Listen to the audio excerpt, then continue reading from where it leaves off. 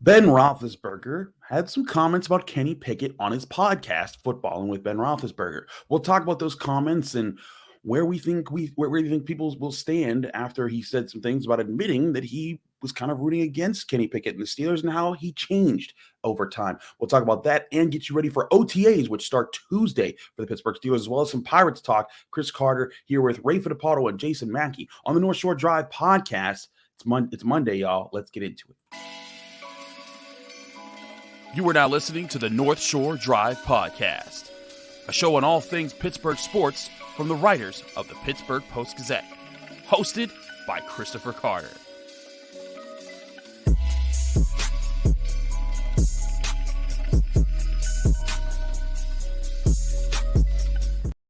Hello, welcome to the North Shore Drive podcast. I'm your host, Chris Carter, here with Ray Fittipaldo, our esteemed Steelers beat writer. We do the show Monday, Wednesday, and Friday from the Pittsburgh Post-Gazette. You can find all our Pittsburgh Post-Gazette sports content at post-gazette.com. Subscribe to our newspaper to get all of our great content there. But if you want all this great content, all you have to do is subscribe on YouTube or on any of our podcasting apps. This show comes out Monday, Wednesdays, and Fridays, but we have daily content that comes out from all of our different writers here at the Pittsburgh Post-Gazette. We thank you for checking us out here and continue check us out. Ray, it's Monday, and I was thinking, man, we're going to have a nice week of just talking about OTAs, and it's going to be lovely and sunshine. It's supposed to be 70 degrees all week. And then Ben Roethlisberger drops a podcast episode over the weekend where he has Kenny Pickett on the show, and he admits to some personal feelings of his where it comes down to how he felt about Kenny Pickett starting his career for Pittsburgh. And he admits some level of selfishness in saying that he didn't want to see him succeed in Pittsburgh. And he admits, he's like, that was selfishness of me. I feel bad for it, but I think you're the future of this team and I'm excited for you. And he talked about how, early on, he kind of had those feelings, but then when he saw how Kenny Pickett was fighting, even when the Steelers were losing, but the fight that he saw him inspired him and made him want to root for him. And he does think that Kenny Pickett is the future franchise quarterback of the Pittsburgh Steelers. I think there's a lot of things to take from this, whether it's Ben admitting, like having the honesty to admit, hey, man, like, I didn't feel great about this when you started, but I love you now. I think there's appreciation for that. But there's also the sense that it's like, man, you're the Prince of Pittsburgh. You can do whatever you want for the rest of your life. No, you are golden in this town. It was Ben wrong to admit this in public, or do you think this was positive public discourse here by the soon-to-be Hall of Fame quarterback? Yeah, I mean, listen, I have two takeaways from that interview with Kenny, and specifically the most talked about segment that you're referencing. Mm-hmm. Number one is Ben doesn't have a filter. He doesn't. Even when it's something that makes him look bad, he doesn't have a filter, which is strange to a lot of people.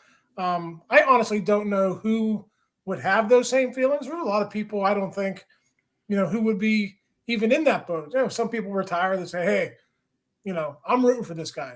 Some people, hey, maybe they do have that little bit of selfishness or whatever in them, but you don't verbalize it, right? Yeah. So that's takeaway number one. Number two, which I think is probably the biggest takeaway that Steelers fans can talk about in the long term after all this fuss is over, is Ben Roethlisberger thinks Kenny Pickett is the real deal. And everything that jives with everything that I'm hearing from within that Steelers building. They all believe in this guy. They think he has it. Obviously, only going into year two. Mm-hmm. Year one was like a game manager type situation. But Ben Roethlisberger is a believer in Kenny Pickett. So after everyone gets all the the drama out of their system, I think that's going to be the biggest takeaway from this interview, at least for me. I feel you on that, and I think that's where because there are quarterbacks that get drafted, and there's people that don't believe in them. I mean, look at Malik Willis; he was the next quarterback taken in Kenny Pickett's draft, and they've already drafted the guy that's going to come after him in Will Levis this year at the Tennessee Titans. So, I think that's a positive thing. I feel like there's that side. I'm split. I'm kind of like you. I have multiple takeaways here. I think it's great that Ben Roethlisberger can bring truth to a situation where I bet you there's thousands of athletes in the course of not just football, but all of sports, who felt like when their time was called, when they retired or things ended with their season, with their career, that they felt like they had one more in them, that they felt like that they, you know what, why did they let me go? I gave them so much. Why did they have to do that to me? And so I think Ben Roethlisberger giving a voice to that is a bit of honesty in a sports conversation that we don't have, I think a whole lot. But I also think this is the organization that paid him $267 million.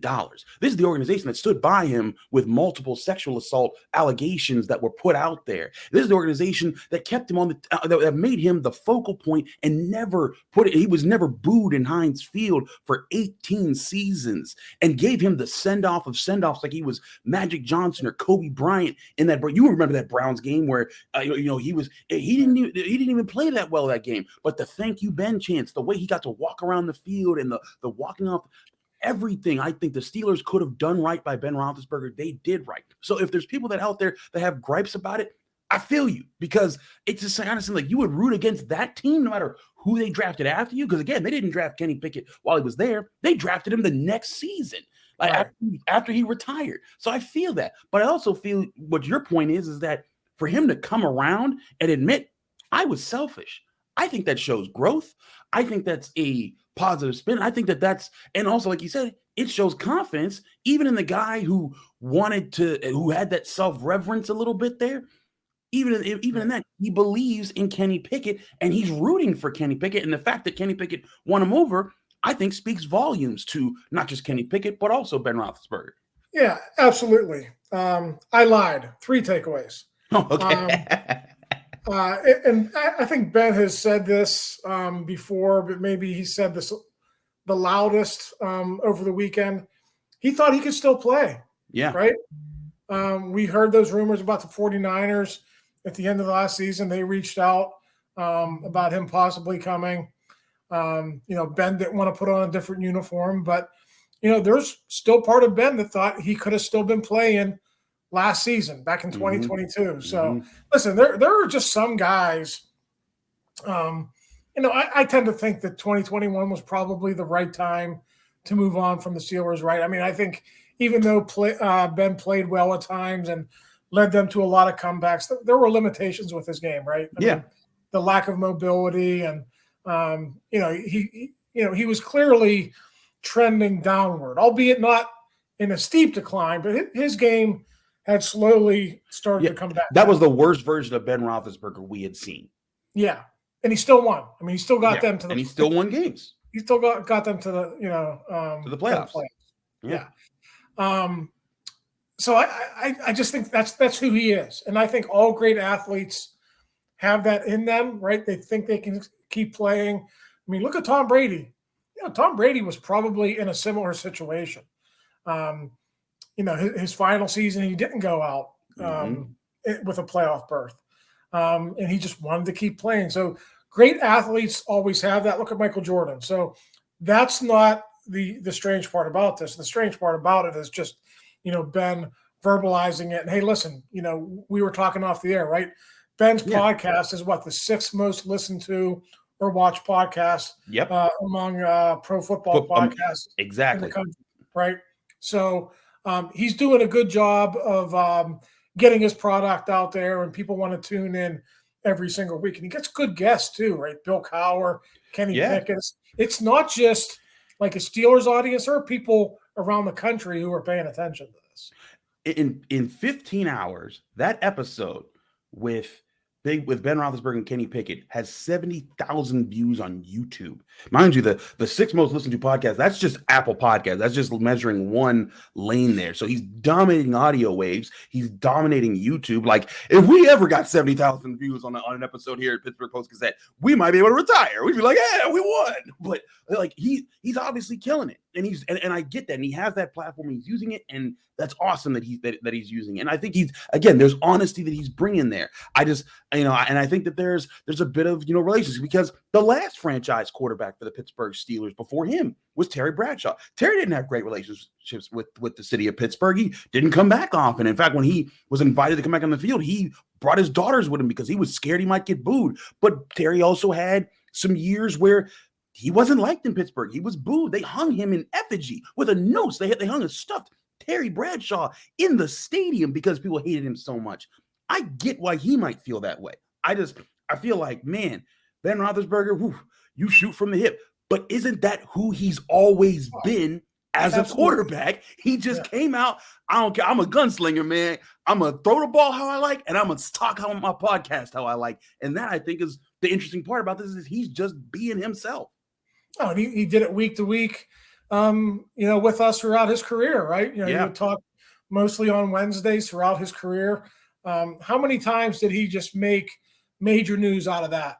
Whether it's, good or bad, right? Criticizing James Washington for not making a play, or, I can go on and on. The whole thing that led to AB's exit, right? So, I mean, there are countless situations that I can recall where he would make news when he would talk to us once a week. So I guess we should on his radio show. On his radio show more so than what he would do with us, right? So again, I guess he always knew how to sell, his media side of things. And I don't know, Ben never struck me as a guy who wanted to be on TV or anything like that. He was never a guy who went out and had major endorsements. And I know that's probably a result of what happened early in his career. But listen, as you said, if he wanted to make this a more of a professional endeavor, if he didn't have small kids that he wanted to watch in their sporting endeavors and all that stuff, Ben could probably make a go of it because he's pretty good at what he does with that podcast. He really is. It's successful. One thing I suggest is if you read the comments on Twitter or whatever, go see them for yourself, because I think reading them in print doesn't do justice to the temperament that I think Ben Roethlisberger showed when he was making the comments. So go to his Football and Podcast, watch the actual clip. There's plenty of clips of it on YouTube, on Twitter by now. So go find the clip, listen to it for yourself, and then think about it. But I do think it's a very interesting conversation to have about the last franchise quarterback for the Pittsburgh Steelers and the potential next franchise quarterback for the Pittsburgh Steelers and Kenny Pickett. But let's talk about Kenny Pickett because OTAs are coming up. We'll get to OTAs, what we expect and what we expect to see here from the Pittsburgh Steelers as they kick off on Tuesday. We'll be right back talking about that here on the North Shore Drive podcast from the Pittsburgh Post-Gazette.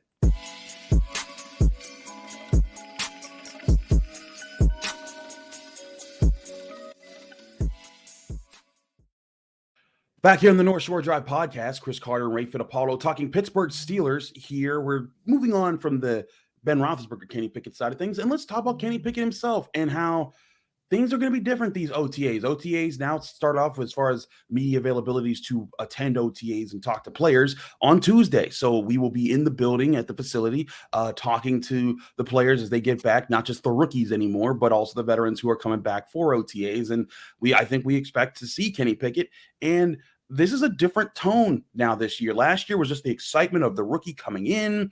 He's behind Mason Rudolph and Mitch Trubisky. Now you're going to have those two guys back, but you're going to have Kenny Pickett being there, being the lead guy, working with the first team. Ray, what do you foresee Kenny Pickett and how he's going to handle his first year being the guy from start to finish?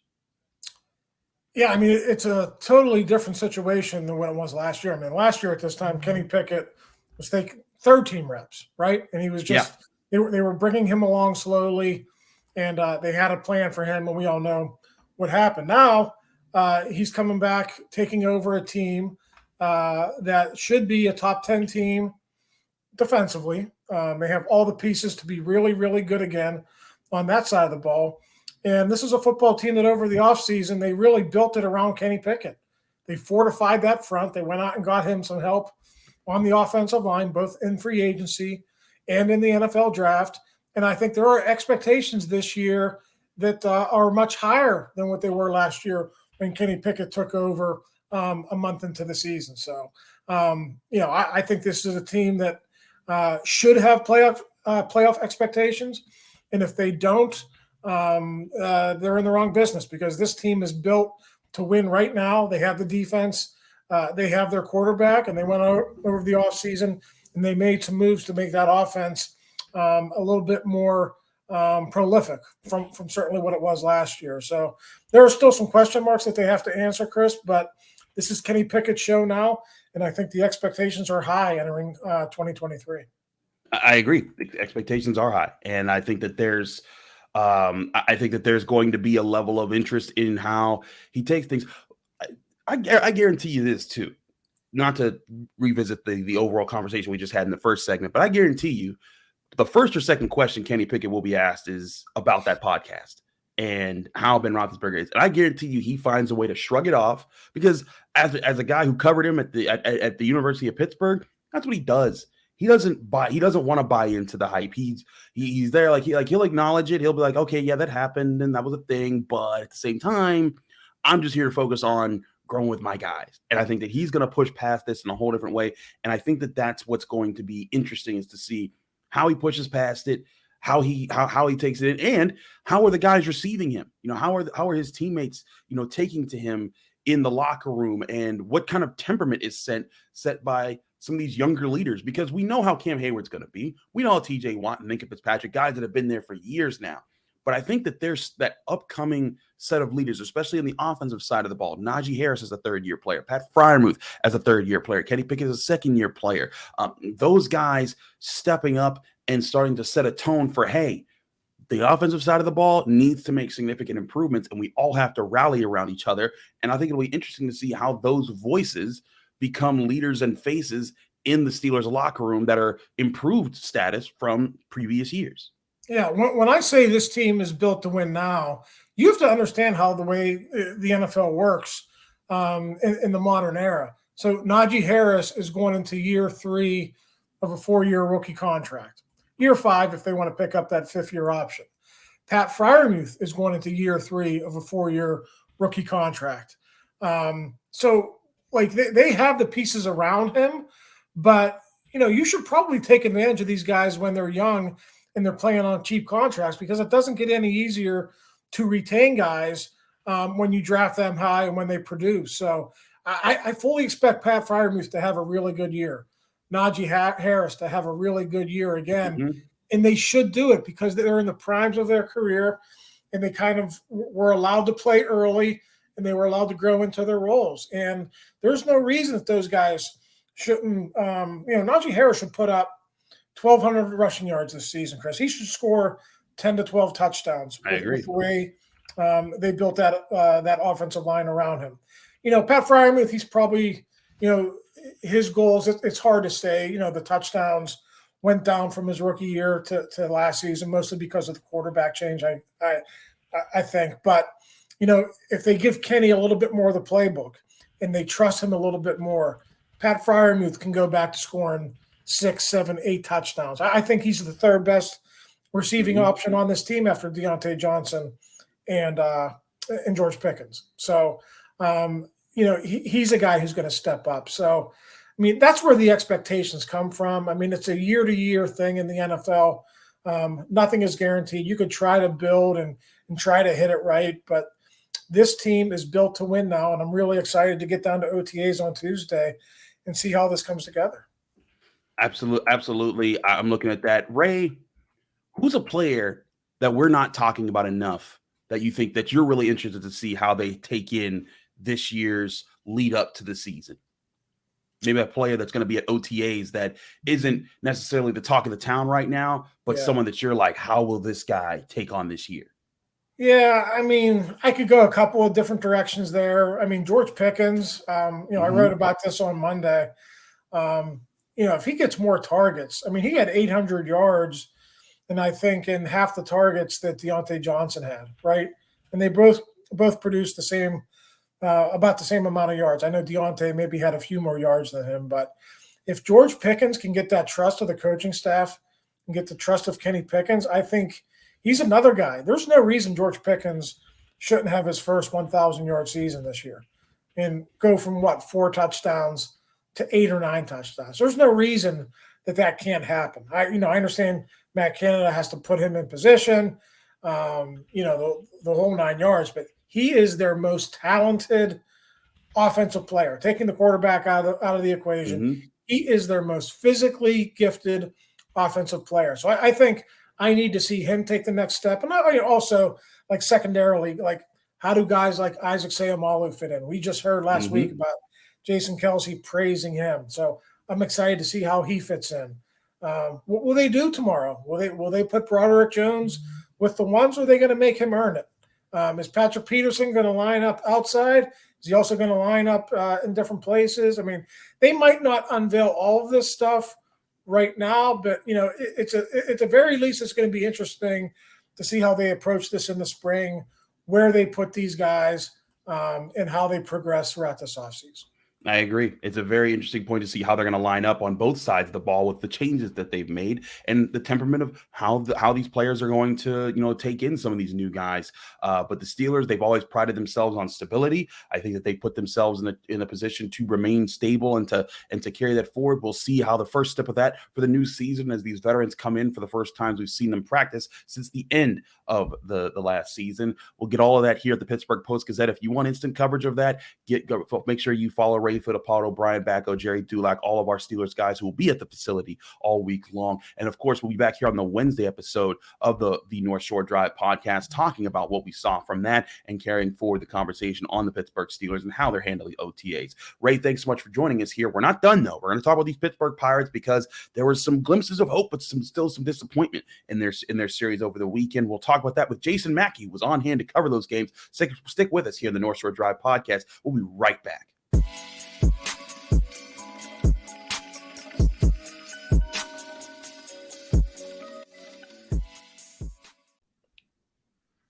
We're back here on the North Shore Drive podcast. Chris Carter, your host here. We switched topics to the Pittsburgh Pirates, and we've got Jason Mackey, our Pirates beat reporter, who's always on the case here in Pittsburgh. Jason, the Pirates lost the series to the Diamondbacks 1-2. They won 13-3 on Friday. They were so close to winning on Saturday. They lost 4-3, and then Sunday they lose 8-3. I want to take us back to Saturday, though, when they pulled Mitch Keller, who's been on fire for you, and there was a lot of criticism in that move. Did you feel like it was the right move and it just didn't work out, or did you feel like, man, they should have let Keller stick it out in that situation? They should have let Keller pitch, Chris. That's my opinion. I don't think I hid that well.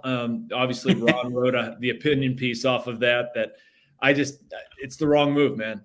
Mitch Keller is pitched like an ace, treat him like an ace. If the guy's getting hit around, if he's not finding the strike zone, fine. I mean, I get it, manage the game. That wasn't the case for Mitch. He gave up one run, the ball didn't leave the infield. He hit one guy, didn't walk anybody. Like, come on. And you're saying he got out of his delivery was the explanation. Okay, well, at what point does he deserve the chance to get back in his delivery? And I would argue that Mitch earned that right. He gave up one run in the inning. I'd let him start the seventh inning. I don't want to go to my bullpen there. I think Derek Shelton has the tendency to want to get to his bullpen. He sees 6 innings from the starter. That's good enough. We can go 7, 8, 9. And I understand that line of thinking. Like, Robert Stevenson has been good. But what disappointed me in that decision is not treating Keller like, frankly, I've used the analogy with kids before. Like, I have a 4 or 9-year-old. If my 9-year-old exhibits adult behavior, I'm going to afford him adult responsibility. I'm going to treat him like a big boy. Well, Mitch Keller has pitched like a big boy. Treat him like one. Those guys aren't taken out after 84 pitches. I guess that's a Rays thing. You could sort of dial it back to Blake Snell a couple years ago in the World Series. But I don't like it. It's my ace. I'm rolling with him. I'm with you, man. And especially when it's not like you have an entire roster of pitchers that are superstars right now. It'd be different if everyone in your bullpen, if you were handing them over to the best bullpen in baseball, and that they had been on fire recently. Let me jump in on that real quick. Like, that's what we're talking about. Yeah, they have a really good 8th and 9th inning guy. I'll take Colin Holderman and David. Let him ride to get there. Just get Mitch. He had 16 pitches left before he got to 100. Give him a chance to try the 7th. All of a sudden, we've gotten the ball to Colin Holderman and David Bednar. Let them work. That, to me, that's the easiest thing you could do. I agree, and so we're on the same page there. That was a legitimate mistake that we agree upon that was made by the Pirates here. But let's also talk about other aspects of the Pirates here. The bats have done a little bit better in recent games. They at one point the Pirates had won 3 out of 4, winning splitting the series with the Tigers, winning the last game against the Orioles, then winning the first game against the Diamondbacks. So there was a little bit of hope. Okay, maybe they're turning things around. Maybe something's coming back. They scored 13 runs against the Diamondbacks on Friday. And they at least scored 3 runs in the 2 losses against the Diamondbacks, where they were there were a few games they were getting shut out there during the stretch where they were falling down the rankings here. But have you seen something from the Pirates bats that might be suggesting that they're figuring some things out, getting back to what they were doing right in April? I've seen blips of it, Chris. And what I mean by that, like Brian Hayes on Saturday, his bases clearing triple. That was a really excellent swing from Hayes. And we've seen a little bit of that. Now, weirdly, that all disappeared yesterday. And I don't know whether yesterday was just one of those games for the Pirates, whether it was Merrill Kelly from the Diamondbacks being really good. But I have seen blips of it. I like McCutchen up in the leadoff spot. Tucupita Marcano has been better at shortstop. Rodolfo Castro has hit. I think you might see something starting to gel at shortstop and second base. Brian Reynolds, I don't have any concern there. I know people have been sort of growing in frustration or expecting him to do more, or at least maybe I made the mistake of listening to the post-game show on the Fan yesterday. I'm not sure which people were angry about that one, but no, I've seen stuff start to turn. Look, their offense was never going to be as good as it was in April. That was crazy. They were punching above their weight. They're not as bad as they've been in May either. They need to be getting on base. They're going to show flashes of power, but if they're getting on base and they're running smartly, another thing they haven't necessarily done lately, pushing the issue with base runners and such, they can do those things. And I think we're seeing signs of it. Now, standings-wise, they're only still a game back in the Central. So despite the fall and everything that they've been dealing with, they're very much still hanging in there. They're 2 games above 500. But now they're about to play a team that has the 3rd most wins. It's tied for the 3rd most wins in baseball in the Texas Rangers. They're 29-17. They're in first place in the American League West Division, ahead of the Houston Astros, by the way. What is going to be tough about this Rangers team that they're about to face in the next 3 games? So the offense is what stands out to me, Chris. Oh boy. And this is a massive offense. They do it a couple different ways, but I saw a stat yesterday. I don't know whether it was on AT&T or something I was looking at. They lead the major leagues by a fairly wide margin in games where they've scored double-digit runs. This team can put it on you in a hurry. Adolis Garcia is their sort of big bopper. Has a bunch of home runs, 13, 14, something in that range, leads the major league in RBIs. But this is a very scary offense, 1 through 9. It puts a lot on the Pirates pitchers. And tonight, for instance, it worries me a little bit what we've seen out of Luis Ortiz the past 2 starts. It's a big test for him. I'm not sure he's faced an offense like this in his major league career. Rich Hill certainly has. He gets the ball tomorrow, but that's what worries me about this Rangers team is just their ability to hit, ability to get on base, ability to hit for power, do all of it. If they get hot, oh boy, not going to be good. Yeah, and now you don't have Mitch Keller to even pitch to help you in one of those situations and see if he could, keep those bats quiet for a bit. A little bit of a prediction here, Jason. Are they? I know that normally we ask if they win the series, but can they at least avoid the sweep here? Do you see a matchup that could work out for them? Marcus Semien, by the way, was another name. It was in my brain rattling it around. I couldn't get it out, but a guy to watch for. I think they'll avoid a sweep, Chris. I think they'll get 1. I don't think they'll get 2 of 3. I think they lose another series, unfortunately.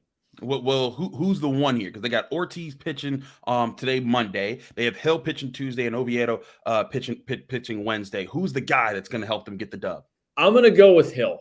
I'm going to say they win tomorrow, lose Monday and Wednesday.